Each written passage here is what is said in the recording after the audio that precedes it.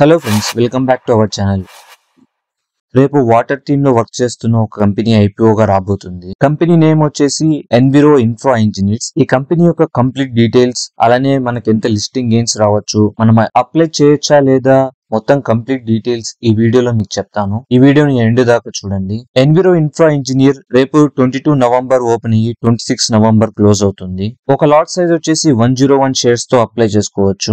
1 share price range వచ్చేసి minimum 140 rupees, maximum 148 తో bid చేయొచ్చు మనము. ఈ ఐపీఓ కి మీరు అప్లై చేయాలంటే మినిమం 14,948 రూపీస్ ఉండాలి. మాక్సిమం 13 లాట్స్ కి అప్లై చేసుకోవచ్చు. ఈ ఐపీఓ ఇష్యూ సైజ్ వచ్చేసి 650.43 crores. అంటే వీళ్ళు ఈ ఐపీఓ ద్వారా 650.43 crores రేస్ చేస్తున్నారు. ఈ 650 crores లో క్యూఐబీస్ కి 50%, రీటైలర్స్ కి 35%, హెచ్ఎన్ఎస్ కి 15% రిజర్వేషన్ కోటా కల్పిస్తున్నారు. Enviro infra engineering limited IPO business details లేకొస్తే, వీళ్ళు మెయిన్ గా water infra, water treatment, recycling segment లో వర్క్ చేస్తారు. వీళ్ళు మామూలుగా water and waste water treatment plants కి designing, construction, operation and maintenance లాంటి సర్వీస్ ప్రొవైడ్ చేస్తారు.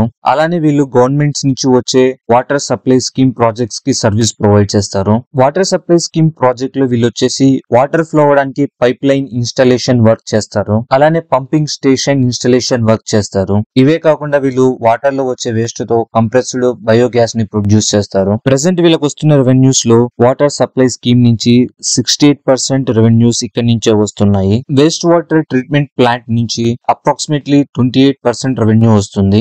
మిగిలిన 4% రెవెన్యూ ఆపరేషన్ అండ్ మెయింటెనెన్స్ నుంచి వస్తుంది.